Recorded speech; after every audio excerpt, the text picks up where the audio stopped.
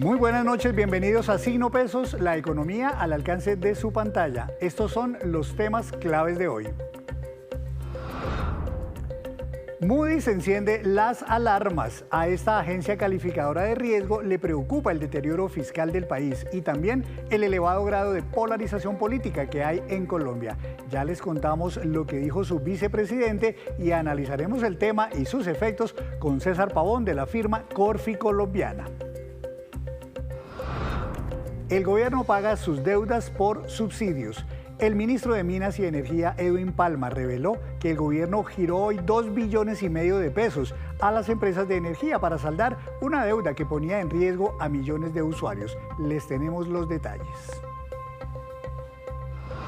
Y Ecopetrol compró 9 parques solares para generación de energía eólica y solar en el país. Con la compra de esos 9 proyectos se espera generar más de 1.300 megavatios de energías limpias. La negociación se realizó con la compañía europea Statkraft.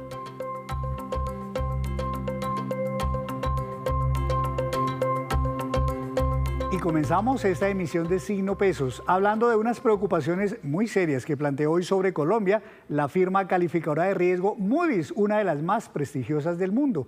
Las alertas están centradas en varios temas como el deterioro fiscal del país y el clima político. Para analizar este tema, saludo al doctor César Pavón, él es el director ejecutivo de investigaciones económicas de Corfi Colombiana. Doctor Pavón, buenas noches, bienvenido a Signo Pesos. Buenas noches, Henry, y a toda la audiencia. Muchas gracias por la invitación. Como es debido, antes de analizar lo que dijo, escuchemos lo que dijo el vicepresidente en Colombia de la firma calificadora Moody's acerca de nuestro país y de esas preocupaciones que planteó hoy en un evento muy importante en Bogotá. Actualmente Moody's tiene una calificación en nivel Baa2, es decir, 2 peldaños dentro de lo que se conoce como el grado de inversión. Y desde junio del año pasado tenemos una perspectiva negativa, que indica que hay un riesgo a que esa calificación se pueda rebajar. El riesgo principal que observamos en este momento es que ha habido un deterioro importante desde el punto de vista fiscal y esto puede conllevar a que en términos relativos, comparado a otros países, Colombia, el perfil crediticio de Colombia pueda haberse debilitado y eso puede conllevar a una calificación un poco más baja. A pesar de eso, algo que nosotros hemos venido recalcando ya desde hace bastante tiempo es el tema de las instituciones en el país, recalcando el rol de los contrapesos institucionales como las Cortes y el Congreso. Están viendo desde Moody's el tema de la consulta popular, la reforma laboral, que en esos momentos está bastante compleja en el país. Es un ejemplo más de lo que hemos observado en los últimos años relacionado a esta polarización política que ha existido en el país y que creemos que ha afectado mucho la percepción de riesgo de los inversionistas y también ha afectado las decisiones de inversión en el país. Viendo así, doctor Pavón, estas declaraciones de Moody's en Colombia, ¿le parece a usted que están exagerando en algo sobre ese panorama en Colombia o cree que se ajusta a lo que los mismos expertos, como usted aquí en Colombia, han planteado sobre la situación? Bueno, Henry, yo sí creo que esto coincide con los puntos que hemos venido planteando desde Corfi Colombiana y diferentes centros de investigación económica del país. Lo cierto es que la situación actual no es muy favorable y de pronto al público compartirles, yo siempre hago la analogía, las agencias crediticias son como nuestros médicos. Ellos anualmente, hay 3 agencias principales, está Moody's, pero también Standard & Poor's y está también Fitch, que anualmente o periódicamente hace una revisión de la salud de cada país y con base a ver los indicadores líderes, cómo está el sistema fiscal, cómo está la política monetaria, cómo está el crecimiento económico, hace como un diagnóstico y ven qué tan aptos son para ciertos tipos de inversiones. Y lo cierto es que Colombia, en este caso en particular, y yo sí creo que la advertencia de Moody's cobra mayor relevancia, entendiendo que dentro de estos 3 doctores, Moody's es la única que hasta el momento nos conserva el grado de inversión, que es un sello de confianza, es algo que nos dieron hace ya más de una década, con una confianza de una economía seria, estable. Lo estamos viendo en riesgo y muy importante, Henry, lo mencionaron ellos, también lo mencionó usted, la situación fiscal se convierte al final y en últimas como la principal alarma o punto de debilidad y enfermedad pues, que estamos viendo hoy en día y que puede poner en riesgo esa confianza que históricamente hemos tenido de estos doctores y en particular que mantenemos desde la perspectiva de Moody's. Para que todos nuestros televidentes lo entiendan claramente, cuando Moody's y ustedes los expertos hablan del deterioro fiscal, ¿a qué se están refiriendo exactamente? Bueno, básicamente pensemos en un hogar. Si un hogar decide empezar a gastar mucho más de sus ingresos, sabemos que eso en el largo plazo no va a ser sostenible. Si yo en mi casa decido empezar a gastar 20 pesos o 100.000 pesos, más de lo que gastaba históricamente, y eso no se ve retribuido con unos mayores ingresos, naturalmente mi sostenibilidad financiera de mi hogar se va a ver en riesgo. Casos similares estamos viendo en las finanzas públicas y en este manejo del país. Lo cierto es que el déficit del gobierno nacional central, es decir, la diferencia entre los ingresos y los gastos del gobierno nacional central, se ha mantenido por encima del 5% del Producto Interno Bruto, del PIB, muy por encima de los niveles de la última década, y además el nivel de la deuda está hoy en día rondando el 60 puntos del PIB, cuando el nivel ancla o el nivel de referencia suele ser más el 55 puntos del PIB. Entonces, yo sí creo que así como uno puede pensar en un hogar, pues estamos viendo ese riesgo financiero y de estabilidad en las finanzas públicas, que se suma a otros riesgos como falta de confianza, el tema institucional, que también pues, la agencia mencionó en su veredicto. Para allá iba. Moody's también habló del tema político, de la elevadísima polarización política que hay en Colombia, pero incluso de un tema todavía más preocupante, y es como esa injerencia que a veces el Ejecutivo tiene en otras ramas del poder público o en otras instituciones que se suponen independientes. Mencionaron ellos el Congreso, la Corte Constitucional, etcétera. ¿Por qué el clima político puede terminar afectando la imagen de un país como Colombia o inclusive el clima de inversión?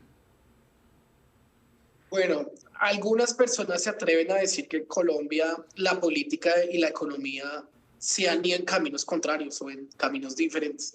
Yo, por el contrario, sí creo que la política termina impactando y afectando la economía, y lo comentó de cierta manera Moody's, en la confianza. En la medida que no se den mensajes, lo vemos en los temas de la consulta popular, en los temas de la reforma laboral, en temas estructurales como la no inversión o baja exploración en el sector minero energético, que es una de las fuentes de divisas más importantes del país, también el sector de infraestructura con estos riesgos. Yo creo que estos riesgos que provienen principalmente del Ejecutivo sí prenden unas alarmas, y de hecho lo vimos en los datos de crecimiento que vimos la semana pasada. La inversión fija, la formación de capital fijo, se contrajo un 0,1% después de 3 trimestres de incrementos. ¿Y la inversión por qué se reduce? Principalmente hay varios factores, pero uno sin lugar a dudas es la falta de confianza o la menor confianza, la incertidumbre que hace que las empresas, que los hogares dejen de invertir en el país. Entonces yo sí creo que a eso hace referencia la calificadora, es cómo estos temas políticos terminan minando la confianza, y de esa manera se termina minando la confianza en la economía y la perspectiva de crecimiento, que también conjugado con los temas fiscales pues genera un manto de incertidumbre que nos genera como una espiral negativo en la sostenibilidad en general y estabilidad macroeconómica del país. Al final de cuentas, doctor Pavón, lo que dice el vicepresidente de Moody's es que pues, todas estas circunstancias adversas que se ven en Colombia podrían llevar a que esa misma agencia calificadora de riesgo bajara un poco más la calificación que tiene sobre Colombia, que como usted lo dijo, hasta el momento es la única que nos mantiene el grado de inversión.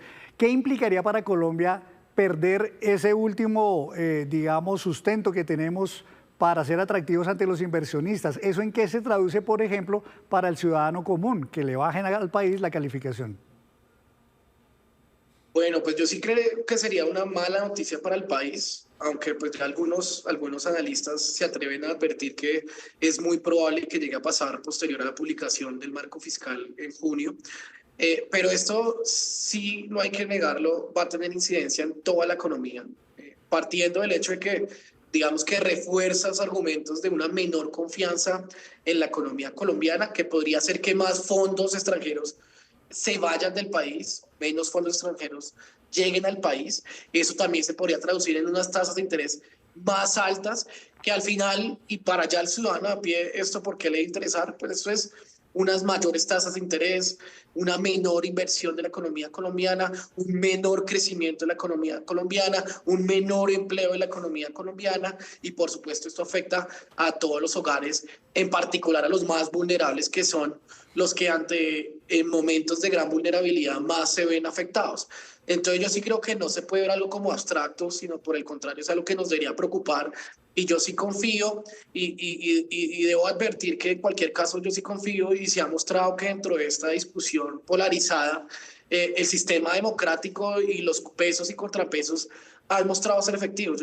Yo no descartaría o no desconocería más bien los argumentos que muy destacó también de la economía colombiana, ¿sí? Con una política monetaria muy sólida, con un banco central independiente, a pesar de la polarización, el sistema democrático está funcionando y está haciendo que los resultados en términos económicos, digamos, se moderen y por supuesto prenden unas alarmas, pero yo sí creo que, y confío y espero que se tomen las acciones para no perder este grado de inversión, que sería una noticia muy mala para la estabilidad macroeconómica, pero muy importante para los hogares en general.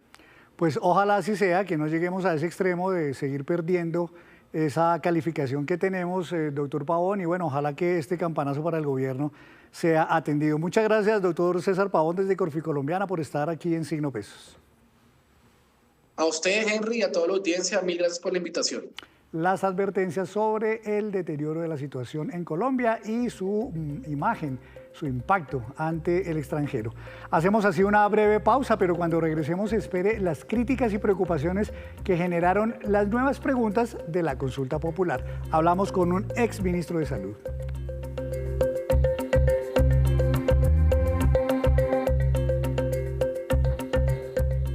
Gracias por continuar en Signo Pesos. Otra de las noticias que mueven la agenda informativa tiene que ver con la nueva consulta popular radicada por el gobierno en el Congreso, pues fueron incluidas 4 nuevas preguntas enfocadas en el sistema de salud y la atención médica de los colombianos.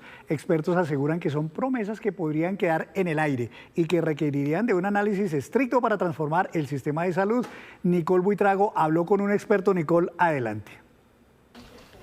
Buenas noches. Precisamente dentro de esta nueva consulta popular hay 4 preguntas que trasladan las bases de la reforma a la salud que no ha logrado ser aprobada dentro del Congreso de la República, pero esta vez a la ciudadanía. La primera pregunta tiene que ver con un problema que hoy está afectando a millones de colombianos en todo el país y es el tema de los medicamentos. Lo que pregunta el gobierno en esta consulta es si realmente se podría garantizar este acceso a las medicinas, pero a través de una compra centralizada. Le preguntan a la gente que si está de acuerdo con que el gobierno nacional compre y produzca directamente los medicamentos y asimismo se haga cargo de la cadena de suministro para mejorar este panorama. Lo que dice la industria farmacéutica y desde los laboratorios es que hoy hay una cadena fuerte que precisamente es gestionada a través de diferentes entidades, no solo de la CPS, sino que se trata de una cadena robusta que por más de 30 años ha traído los medicamentos desde otros países, ha fabricado más del 80% de las medicinas y por eso son los cuestionamientos, porque no ven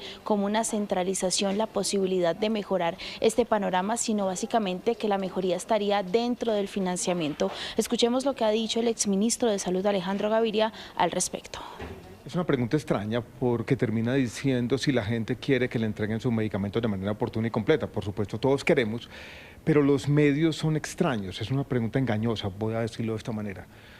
¿Pretende el Estado producir una buena parte de los medicamentos? ¿Pretende hacer todas las compras de los medicamentos? ¿Va el Estado a asumir las funciones que tienen las EPS de compra de medicamentos? ¿Tiene las capacidades para hacerlo?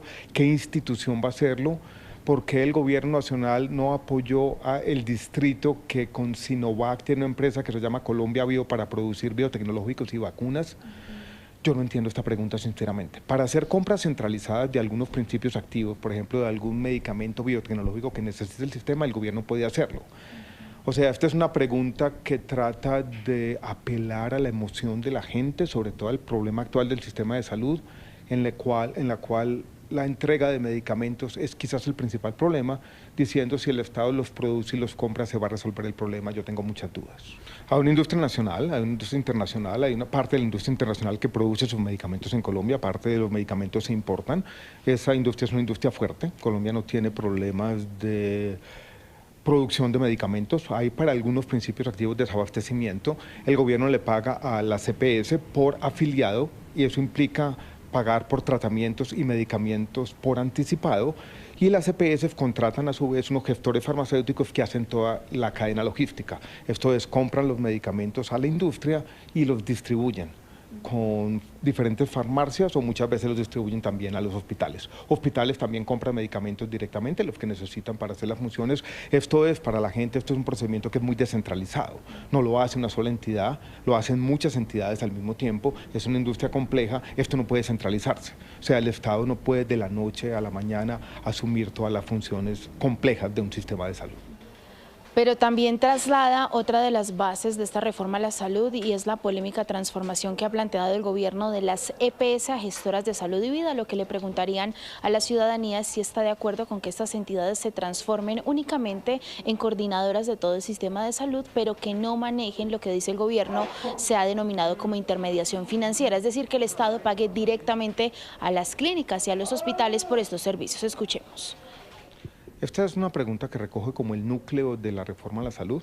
Lo pone allí, lo pone también de manera engañosa, porque habla de giro directo y yo tengo la siguiente preocupación. El giro directo hoy lo hacen las 9 EPS intervenidas y se hace incluso para las otras EPS no intervenidas en el régimen subsidiado. ¿Ha resuelto los problemas del sistema de salud? No. Entonces yo creo que esta pregunta quiere decir que transformar a las EPS en gestoras de salud y el giro directo va a resolver los problemas del sistema de salud, cuando no. Y yo tengo otra preocupación con esta pregunta que no tiene que ver con la salud, es más democrática. Esta pregunta está desplazando la función del Congreso. Recordemos que la reforma a la salud está siendo discutida en el Congreso en este momento. Tuvimos audiencias públicas la semana pasada y que el gobierno diga no, el Congreso ya no va a jugar un papel, ya no es el Congreso que en un asunto tan complejo como este va a dar la discusión técnica, sino se la va a preguntar directamente a la gente. ¿Tiene la gente la capacidad de discernimiento para entender esta pregunta que menciona incluso esa entidad que se llama la ADRES, con nombre propio? O sea, plantea un tema técnico en una pregunta que sobresimplifica las complejidades y la presenta demagógicamente, creo yo, en una consulta popular. Esto no es un tema que debe dirimirse en una consulta popular. Yo creo que es un tema que debe examinarse en todas sus complejidades, con sus riesgos, con sus costos, con sus beneficios en el Congreso de la República. Henry, pero además quiero cerrar con un pronunciamiento fuerte que han hecho varios exministros y exviceministros de salud, en total 18 exfuncionarios que han pasado por esta cartera. Dentro de estos están Jaime Arias, Augusto Galán, Gabriel Riveros, como lo escuchábamos, Alejandro Gaviria y Beatriz Londoño. Lo que están diciendo en este comunicado es que prácticamente se está percibiendo por parte del gobierno un patrón para poder generar una crisis al interior del sistema de salud y así poder lograr una reforma que dicen ellos e insisten no mejoraría el panorama actual del sistema de salud. Y sobre la consulta popular dicen que esta es una herramienta que lo que pretende precisamente es instrumentalizar de forma electoral a la ciudadanía para que vote, aún sin tener discernimiento, conocimiento completo de lo que hoy funciona dentro del sistema de salud. Gracias, Nicole, por este reporte. Hacemos una nueva pausa, pero al regreso les tenemos las movidas empresariales del Grupo Social y el Banco W y también de una cadena de supermercados muy reconocida en Medellín. Ya nos vemos.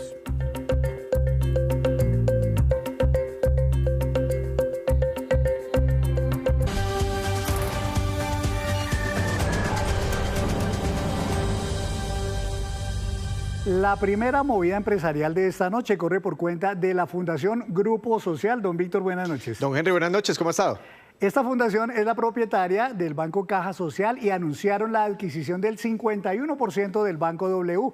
Ambos bancos seguirán actuando de manera independiente con distintas estrategias de negocio. El Banco W, en manos de la Fundación Grupo Social, le seguirá apuntando a las soluciones financieras para pequeños empresarios y trabajadores independientes. Y la otra noticia, la otra movida empresarial, nos las cuenta don Víctor Grosso y tiene que ver con esta prestigiosa cadena de supermercados, ¿no? La Vaquita. La Vaquita, así se llama, no la conocemos a nivel nacional, don Henry, pero sí es una marca muy conocida y sobre todo muy querida en el departamento de Antioquia, particularmente en Medellín, en la capital del departamento y en los municipios aledaños. ¿Por qué? Porque hay un cambio muy importante en esta cadena de supermercados que tiene una tradición y una historia de casi 30 30 años, arrancó como una pequeña tienda de barrio y bueno, durante todo este tiempo ha venido creciendo y junto con el cambio de marca, pues también está anunciando un plan de expansión. A partir de mañana, don Henry, donde veían esos avisos como La Vaquita, como el logo que teníamos anterior, esos avisos cambiarán de nombre y ahora pasarán de llamarse La Vaquita a Supermu. Ese será el nuevo nombre de esta cadena de supermercados. Muy simpático por lo menos. Sí, tienen algún tipo de relación, ¿no? La Vaquita, claro. Supermu. Y son 13 supermercados en total que cambiarán de nombre a partir de mañana. ¿Por qué lo hacen? Entre otras, porque quieren acoplarse a las nuevas tendencias de consumo para las nuevas generaciones y todos esos cambios que se han venido dando últimamente. La gente quiere hacer menos visitas a las tiendas, quieren hacer compras planificadas, no perder tanto tiempo. Hay también que enfocarse, dicen ellos, en el consumo esencial, en lo que está buscando la gente, carnes, frutas frescas, etcétera, y pues también para evolucionar hacia medios digitales, parte de las razones de este cambio.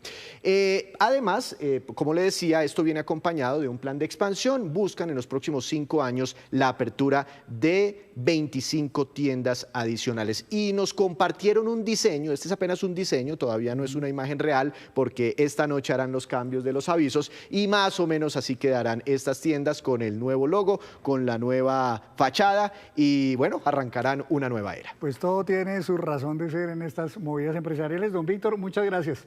Permítame presentar ahora otra noticia importante y es que el gobierno reveló hoy que pagó la deuda que tenía con las empresas de energía justamente para garantizar los subsidios a los hogares de escasos recursos.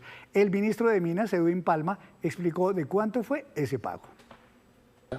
Hemos logrado disponer de los recursos, a pesar de la apretada situación fiscal, a pesar de que el Congreso de la República hundió la ley de financiamiento, hemos dispuesto de los recursos cerca de 2.5 billones de pesos para ponernos al día en materia de subsidios relacionados a energía y a gas.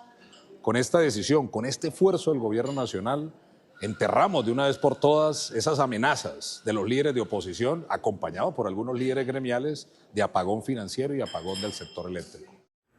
Y Ecopetrol adquirió 9 proyectos de energía solar y eólica que suman 1.364 megavatios. Uno de esos proyectos, ubicado en La Dorada Caldas, ya está operando. La transacción de toda la negociación está a la espera de la aprobación de la Superintendencia de Industria y Comercio. La firma se dio con la compañía europea Statkraft.